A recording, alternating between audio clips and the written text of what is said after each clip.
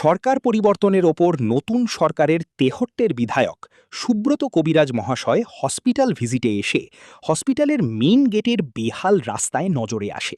কথা দেন যত তাড়াতাড়ি সম্ভব করা হবে। যে কথা সেই কাজ। শুরু হয়েছে হসপিটালের মেইন গেটের সেই বেহাল রাস্তার সেই দৃশ্য ধরা পড়ল আমাদের ক্যামেরায়। কি বলেছিলেন বিধায়ক শোনাব।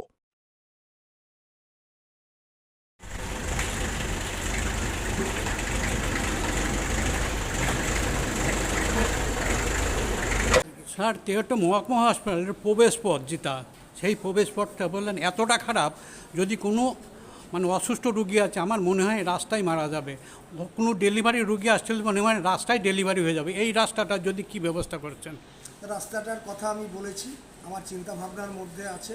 যত তাড়াতাড়ি পারি আমি এই রাস্তা একদম সুন্দরভাবে তৈরি করে দেব, এবং যতগুলো রাস্তা আছে এই হসপিটালে ঢোকার প্রত্যেকটা রাস্তা ঝাঁ চকচকে হবে, যাতে কোনো খানাখন্দ না থাকে। সেই প্রতিজ্ঞা আমার আছে যে অল্প দিনের মধ্যেই রাস্তাগুলোকে আমি মেরামত এবং সুন্দরভাবে তৈরি করে দেবো।